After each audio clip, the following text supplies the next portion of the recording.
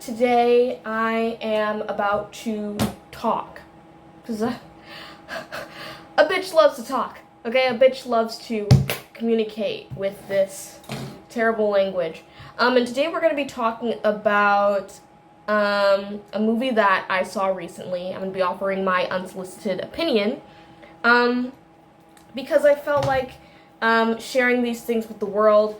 And also, I'm running out of storage on my computer and on my phone. So I figured, post it on YouTube and then, I can continue to make long videos like this talking to myself. That seems like a good solution to me. Anyways, today we're going to be talking about a movie that I saw recently called Dandelion. 2024, directed by... It's so good, this setup. I have my computer right here, so I can do all the research I want. Dandelion 2024, directed and written by Nicole Riegel,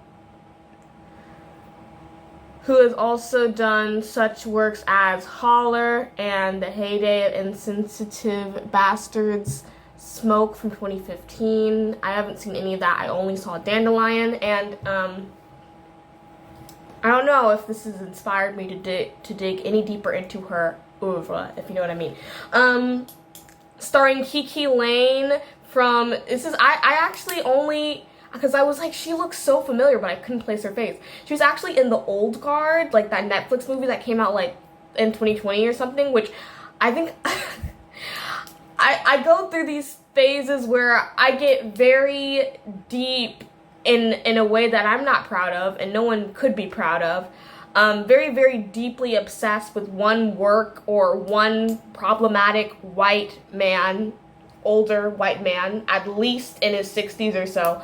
And at that point in time, I was very deeply obsessed with the movie The Old Guard. And I think I watched it like 4 times in one day, just like back to back. I just kept restarting that movie. I love The Old Guard. I have positive opinions about Kiki Lane in general. And I want really to support black business. But, the reason that I want to support black business, because I'm black myself. Okay, sue me, I am black. Number 1. Number 2, I love black people. Hello. Love y'all, love us. Work. And number 3, black business is so often good. Okay, that's why I get excited to support black business when it's good. I'm not saying that Kiki Lane is bad.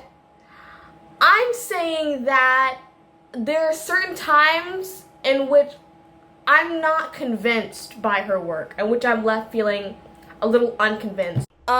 Brief side note, after I finished making that video, I was inspired to rewatch The Old Guard. Like, I could not get the memory of this movie out of my head once I realized who Kiki Lane is. And she actually absolutely ate that whole role down. She ate every single aspect of it. That's why I love the movie, because everything was in synergy and in harmony and working to make something beautiful. And what Kiki Lane's performance was definitely part of that. It's really inspired me to dig into her other work.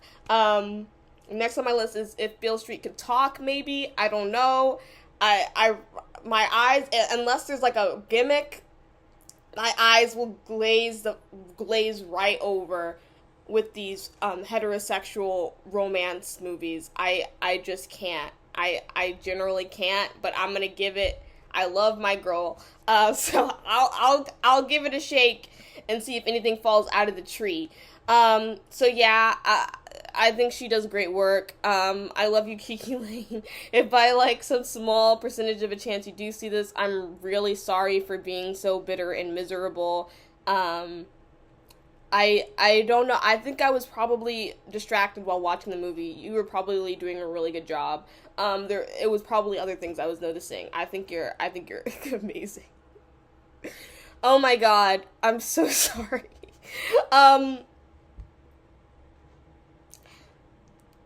And I'm not even going to blame all of this on, her abilities as an actress, because I do recognize that sometimes a lot of this comes down to direction. We're going to get there. We're all over the place right now. We're going to get there. But this is like Dandelion is like, I should probably say what the movie is about. So starring Kiki Lane and Thomas Doherty, like that hot guy from Descendants, the hot one. I actually knew him from The Lodge. I knew him as a hot boy from The Lodge. So I'm kind of a Tommy D truther, but you know, I'll let it be what it be. You know, I won't call anyone a fake fan, but some of you are not as real fans as me. And I think he did in this what he usually does. Okay, I'm getting so very deep into these details, which I have a list. We're gonna get into it later. So he's also in the movie, and they're like the two main people. I couldn't tell you who else is in this film. They're not entirely extremely relevant to the film. And basically, Dandelion follows a young singer-songwriter named Dandelion trying to make it work in the cutthroat industry, although she's not even really in the industry at the moment. She's just doing a lot of singing at lounges for people who are not paying attention. And she decides to go to South Dakota to enter in this contest, and she meets Casey. This movie, like halfway through the film, I was like, are they going to tell us what this man's name is? Because I do not think they did. I truly believe, because I wasn't even on, I had nothing to do but sit there and watch this movie. I truly believe that for a long span of the movie, they forgot to tell us his name. And listen, I saw the film yesterday. I wasn't taking notes because I didn't know I was going to be making like a video or whatever about this movie, because I truly did not believe I'd have these many thoughts about this film. But I was sitting there and I was like, I do not know this man's name. I was sitting there during the scene where, like, this is the second scene where they're interacting and they're at this campfire, and she's in the first scene, he'd been like, what's your name? She said, Dandelion. He said, that's not your real name. And she said, it's the one I'm giving you. And then she drove away. And I was like, okay, maybe the next time we'll meet, we'll get his name. And then they meet again. And then there is no, oh yeah, by the way, my name is blah, blah, blah, Casey. His name is Casey. But we don't figure that out. I swear. There's no like, yes, hi, my name is this. I swear they forgot. And maybe I missed it. But the only thing that I had to do was watch this movie in this movie theater, which was very apparent throughout the, I don't know, like hour and a half runtime. I was very clear on the fact that I had nothing else to do other than watch this movie. So yeah, very strange, but yeah, so she meets him. He's like, he used to be in a band. He's Scottish or whatever. Scots. He's a Scotsman. I can't do the Scottish accent. I need to practice. But I apologize because I'll continue to keep trying to pull it out. And like they start making music together and it's real cute and they fall in love or whatever, but like it's hard to chase a dream when the world is like hates people who have dreams, yada yada, etc., etc. Will they be together? Will they not be together? Will they make great music? Will they make it big in the industry? Will their names be heard? Will the people be listening to their music? This is the question of the film Dandelion 2024. And my assessment, if you couldn't tell, I would not characterize the film as successful as a movie. Successful, you know, at being a movie. I would not say Dandelion was entirely successful. I will say I have like in my barometer of like judgment, which, you know, it's an interesting way to be looking at art, which I think it's completely valid and it lives in its own world of judgment or whatever. I spend a whole lot of time in judgment, but I do want to recognize that, you know, it is not, I don't know why I want to recognize that. I've just been taking a class and I feel a class about the creative process, and I just feel very wise and worldly about these things at the moment. But in terms of my personal barometer, my internal sense of judgment, I either really love something, I either experience a piece of art and go, yeah, like, I really like that. That was really cool. That was really interesting. And then from there, I go, that was immaculately created. Or I go, you know, they were getting somewhere, and there was something interesting going on, you know? So it's either immaculate or interesting, and then I don't connect to something, and then something actively makes me upset to watch. And I'd say for this, I just wasn't connecting with it, and I think the feelings of being upset were that my attention span. It really came down to my attention span. It was like I wanted to be enriched by this film, and the film made it very clear to me that it wasn't going to enrich me until I'd say like the last act, until I'd say like the climax. Then I was locked in. And we'll get there. This part is spoiler free. I can't really recommend that anybody watches this movie. I do recommend, because it is like, I said, it's like about singer-songwriters, so it is kind of musical in that sense. Really, really amazing, beautiful music, beautiful score, beautiful sung performances by Kiki Lane, by Thomas Doherty. I need to figure out how to say his last name, because it's really disrespectful to him. Pronunciation. Doherty, right? Doherty. I don't want the American. I want the British, because he's a man of English descent. Doherty. Doherty. Doherty. Doherty. Doherty. Doherty, Doherty, Doherty, Doherty.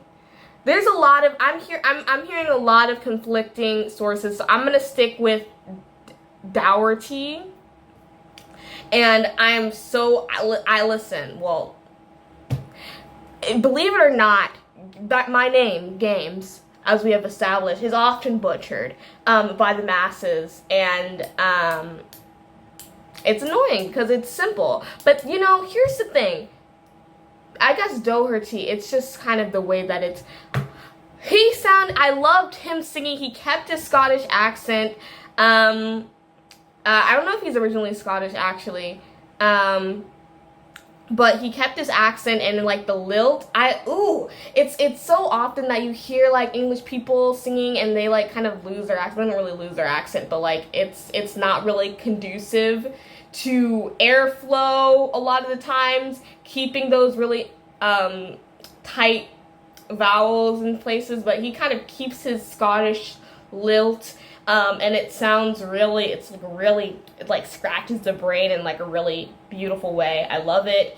I think like the Desner twins, I think it's like Adam Desner or Aaron Desner, and I'm only mentioning them because the music is such like a huge part of what's going on in here that I like.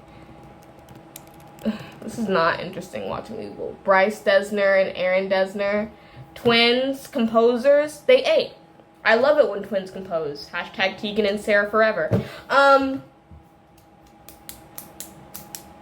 yeah, I wouldn't characterize it. It's beautiful, and I also say like beautiful cinematography. Like some of these shots were really, really beautiful. I love the way that the camera was sitting in these kind of odd, kind of low-key fuck-ass ways. I really rocked with it heavy.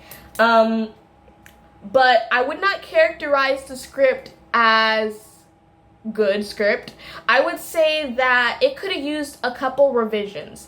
I would rethink some of these lines and ask ourselves when we're looking at the line, like, I know you're trying to get through the first draft. You don't want to be stuck in one piece of dialogue for 80 years. You write down the closest thing that you can. You go, I do not like this, but it's going to work. It's going to fill in this gap or whatever, and you keep going.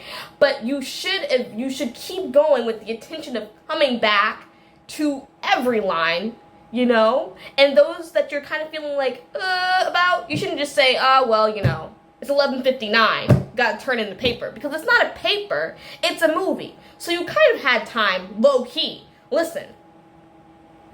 Low-key you had the time. So I would have personally gone through, and some of those lines, I would ask myself, would a person living on planet Earth in the year of our Lord, 2024, say something like this? And specifically because it's written and directed by a white individual. Listen, we love white people who are trying to tell stories from perspectives other than their own, okay? But we also need to think to ourselves, as these people who are trying to reach out and convey the stories of cultures other than our own, does a black person, is she gonna say something like that? Is she really? I wish I wrote down what line it was towards the end, but there was like a heartfelt scene between Kiki Lane's character Dandelion and her mother, and then her mother was speaking in this like very like, I'll say like familiar rhythm, familiar cadence to me, and I was in the movie for most of it. I was like, okay, let's see this happen, and then she said, I don't really remember what it was, and I'm sorry, I'm so sorry. I wish I did. Go watch the movie, and you'll probably you'll tweak at the same time that I was tweaking, and you'll be like brought out of the movie at the same time, because, and it's really an issue because I was brought out of the movie. I was unimmersed quite abruptly, and I went to myself, I'm watching a movie, I'm watching a script take place on a screen right now, and I paid $15 to watch the script take place on a scene. And that's really not a thought that you want to have people who are watching your film feeling. It should always be something seamless when you're making art.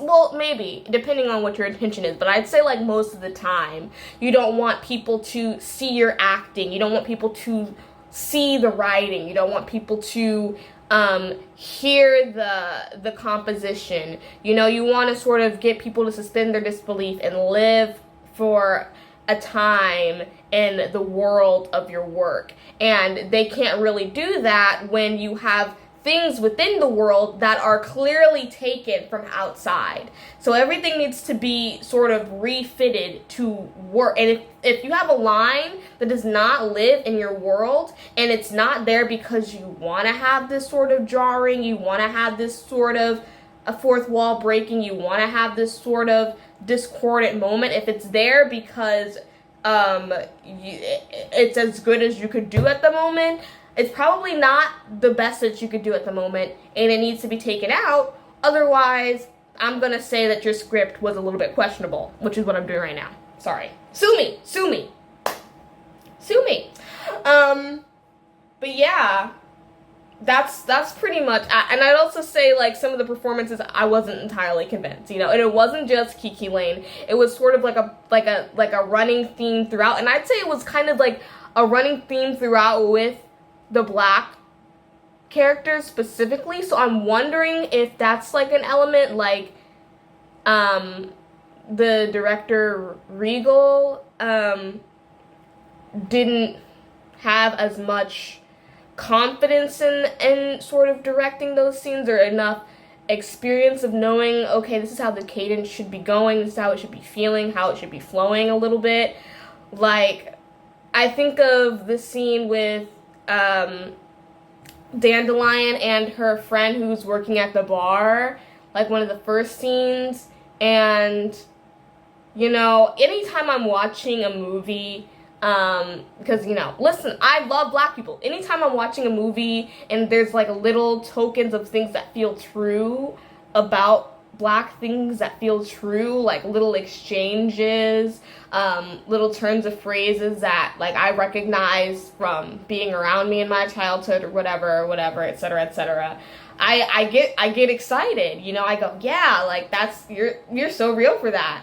And especially like one of the main reasons I wanted to watch this movie is because, you know, black lead in a romance movie, that was the top of the reason. Number two, it was like a singer-songwriter musical type of movie, and I love those. Well, I love Begin Again with Keira Knightley and Mark Ruffalo. Ooh, Ooh, I'd say, like, if you are feeling inclined to watch this movie and you're okay with there not being a strong black presence, and you are okay with romance not really being the focus, I'd say go watch Begin Again, because it really has, I think, everything. The performances, directing, maybe not as pretty as Dandelion, but beautiful music. I still listen to music from that soundtrack to this day. But yeah, I'd say, yeah. So when I was watching the scene between, I'm so sorry, I made notes, but I still go off on tangents.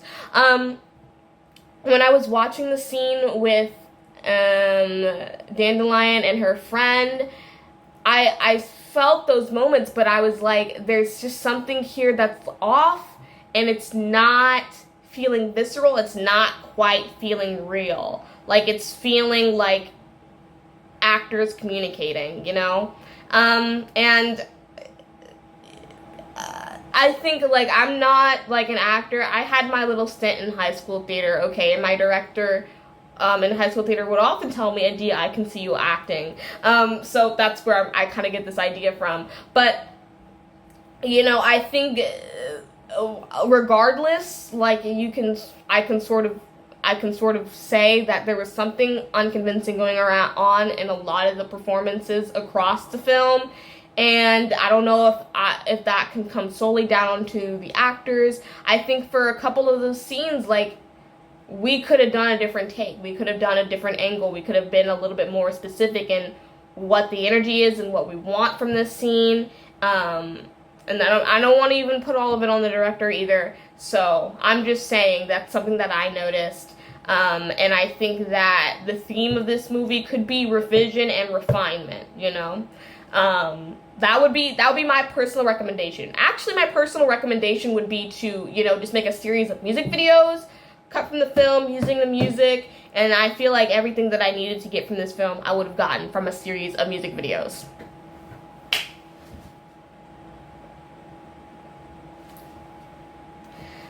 Okay,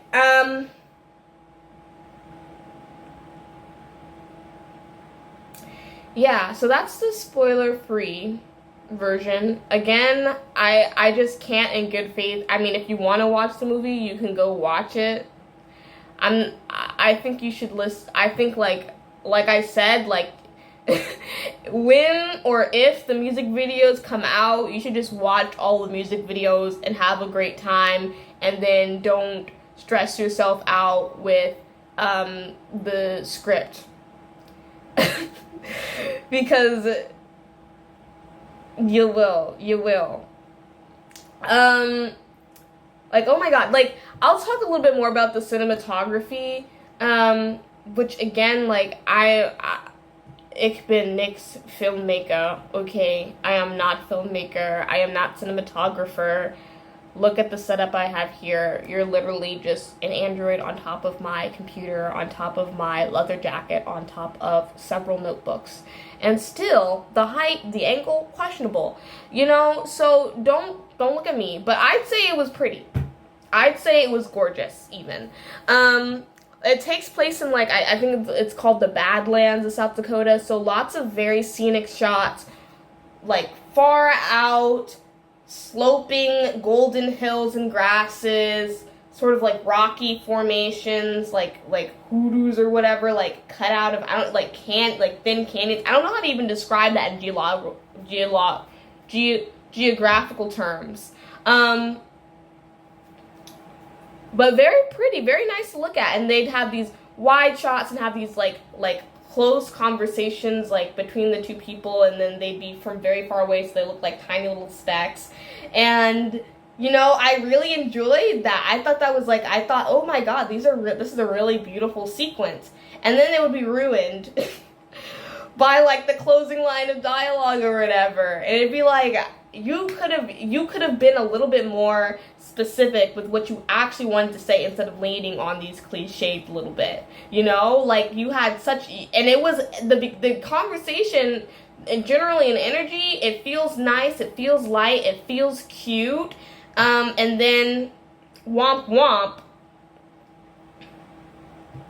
we end on that line, and I sigh into my expensive chicken tender meal.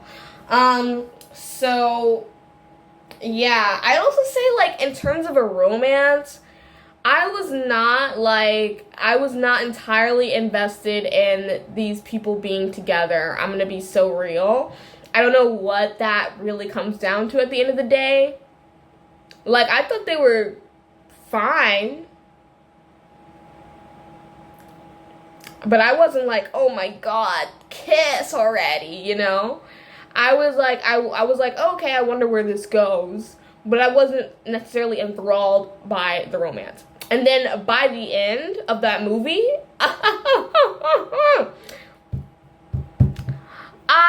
if I say what I think, okay, this is the spoiler version, okay?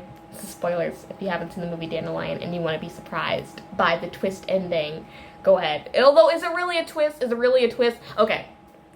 So this is the part where I rant about something that I'm supposed to be ranting about. You know, this is the part of the film that's being successful. I was pulled into the movie by the plot, you know, and I have these many things to say. And I'm going to continue now as if these are real people, you know, and sort of step away from media criticism lens or whatever and go into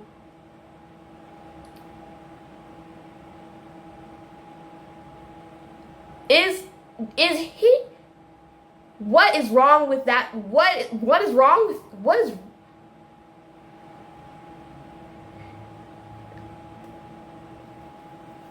okay. So Casey, is a man, you know, and he does his man things. So my thing is, but him being, we can't blame all of it on Casey. So Casey and our protagonist Dandelion are going on a scenic hike, like one of the first days. They just met each other. They're still feeling each other out. They are talking about music and how it's hard to have a dream. And he says, you know, I don't even, I'm gonna go Irish for him because I don't really know what the Scottish accent sounds like, and I can't even do Irish correctly all the time, but I'll try.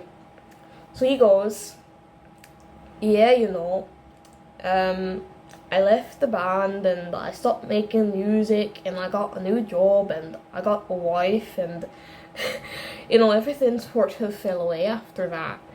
And my girl goes, you have a wife? And he goes, yeah, but we aren't together anymore or anything, so, you know, I don't even know what's gonna happen there. And this is the moment where she stopped asking questions. Why? This is the moment when you hear, oh yeah, I have a wife actually. This is when we start asking more questions. Some could be, okay, you're not together anymore. Does she know that you're not together anymore? When did you get married? When did you stop being together? Are you still in contact? Is the marriage going to continue? Are you in the process of filing for divorce? You know, are you still in love with her? Did you ever love her? When? Why did you marry her in the first place? How, like, you clearly are looking at this man and you're going, I like what I see and I want some more. And maybe because you liked what you saw and you wanted some more, that's why you stopped asking questions. But now you're in a situation where the wife is back and there's a child. And see, and you're looking surprised. Why are you looking surprised? Why are you looking surprised? You had to know. He's getting calls, ring, calls. He doesn't want to tell you what his intentions are for the rest of the relationship. Oh, we're getting to know each other, you know. We're getting closer. We're just figuring each other out, you know. Why do we have everything figured out? Yada, yada, yada, yada, yada. And instead of going, okay, so the wife is okay, go talk to your wife, sir. You are sleeping with him in the mountains. And so that's why when the revelation happens, Now, the child part was egregious. I agree, girl. He should have told you he had a kid. Why is he out here doing all this? What? Where are your kids, sir? Go find your kids, sir. This is wild to me. But the whole time I was like, Dandelion, this is why we ask questions. This is why we ask questions. I bet she learned. I bet this was a learning experience to her. Ask more questions, because that is ridiculous. And I guarantee because she stopped asking. I was appalled. I was like, are you ever gonna ask? When his phone was blowing up, he keeps canceling the call, not answering the call. I was certain she was gonna be like, what's going on with your wife? What does she do? Hop on the back of his motorcycle. Like, I don't really. That would not be me. Let's say this part of the story, it wasn't gonna be me. It wasn't gonna be me. Not on this day.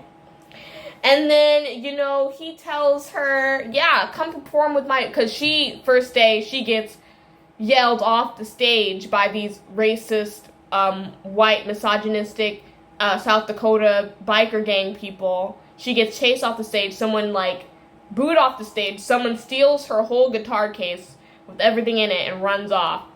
So she does not get to be in the contest. And Casey's band does. And Casey says, I want you to play with us. In that slick sort of Scottish way of his. And let me say this.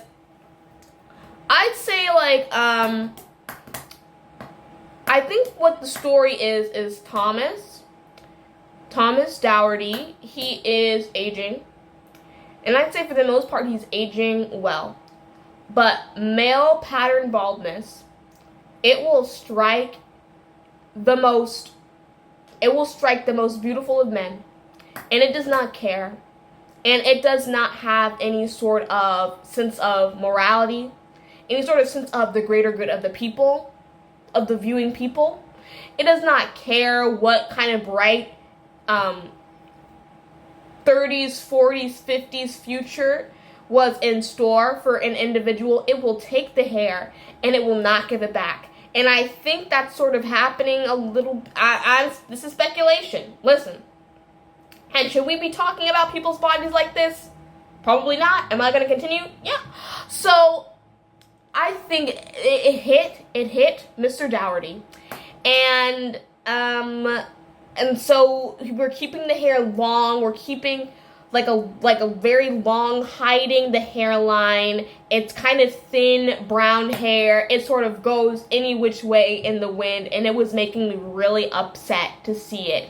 So either we go bald, and listen, Dwayne The Rock Johnson, Vin Diesel, get yourself an action career. You can go places, I hear. Okay, with the bald, shiny head. It's okay. My mom still says to this day, Gaines, that Dwayne The Rock Johnson, he should have been your father. I say, okay, Mom, it's kind of weird. And would I even exist if he was my father? I don't think so. I think he's happily married. I don't think so, Don't, break up the marriage, but I don't, Let's let the moms have their little fun, okay? So that is an option, Mr. Dougherty. Or you bite the bullet, you go to Turkey, you have them plug up the hair, okay? But this long, it's a comb over. I don't want to see it. It was making me upset. I don't want to see it. It was irritating me. It was from an otherwise, perfectly acceptable looking human being. The floppy hair, I didn't live. And in fact, I was dying to get some scissors and to trim up, to fix your fringe, just the slightest bit. Because how is the bang starting from in the middle of the forehead? You know what I mean? It wasn't a cute look. Maybe that's what they were going for. He's kind of like dirty. He's living in a trailer right now because he's on the road at the campsite. He's kind of grimy. He's got that edge to him. He was in a band. Now he's in sales. You're a man in sales, so why does your hair look like that?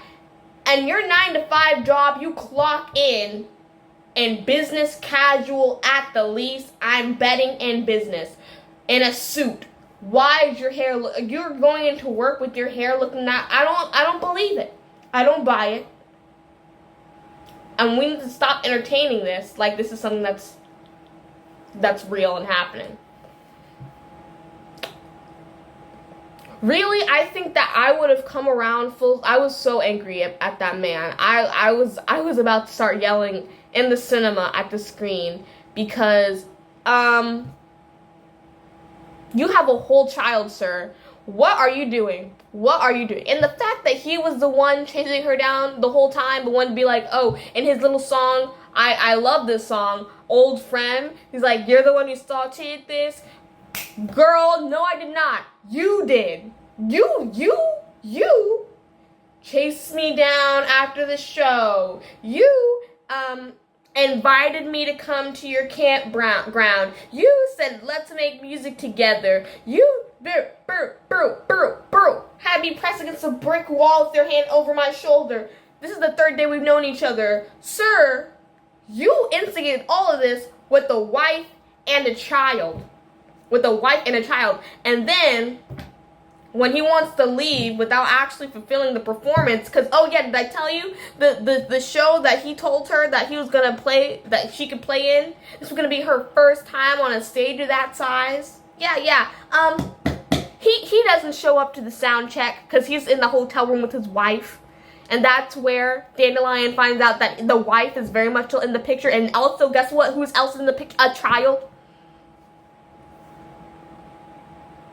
So, he doesn't even show up to the final performance. And then as he's crying, he's crying. He's boo-hoo, not crying in tears. Why are you crying, sir? Why are you crying, sir? Why are you crying?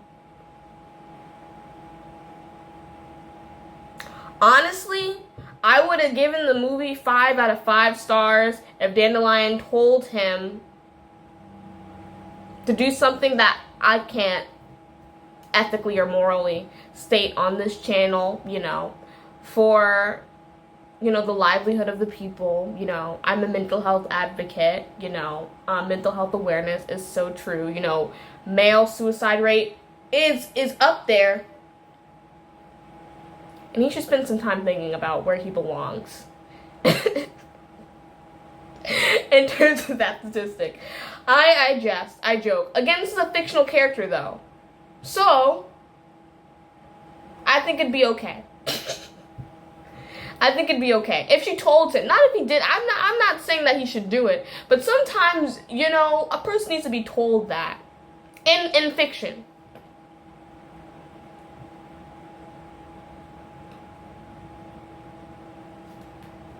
And that's just what I believe.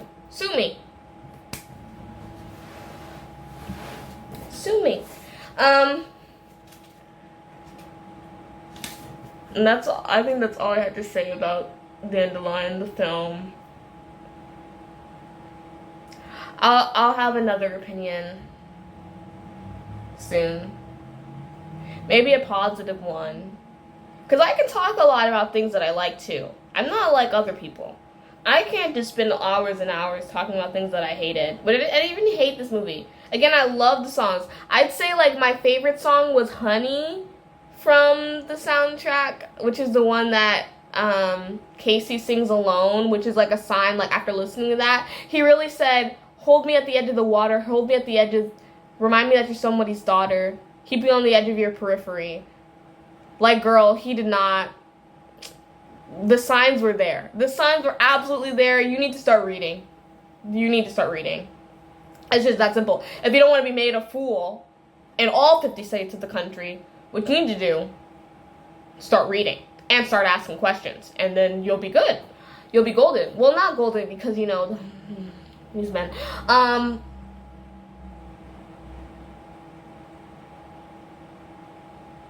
But yeah, I really like Honey. I also like Old Friend, and I also like Cluster Park. And these are all the songs that I believe are sung. There's one more. There's River, which is always fine. And Yeah, I recommend you listen to the soundtrack when the music videos come out, or if they come out. I hope they come out. I recommend you look at that, and you can watch them all in a row. It'd be really cool if you get like a sort of visual album, and you can sort of get the story without the dialogue between the people. And I think that would be really, and you can get the performances of them, because when they're singing, when they're performing on the stage, like, you believe it, you're immersed. Like, I was literally getting chills in that movie theater for some of these musical number acts, you know? So, and I felt like the scene where they were writing Old Friend, like, it was sort of cut between, like, them having this argument. Again, they've known each other for like 3-4 days. They're having an argument. They're writing music. They're fucking in the mountains. Like, it's a lot going on. It is a whole lot going on. But I lived. I did. What can I say? I lived. It was really well shot. It was cutting between all this. It was so much drama. I said, you guys need to get away from each other, because how have you known each other for 4 days and you're arguing? Like, I don't really understand what this dynamic is. I don't get why you're still together. Maybe I was just in a too cynical a mood. Like, I came to this movie, I was expecting to be, for my belief in love, to be reinvigorated. But now I've just been reminded that these men aren't shit.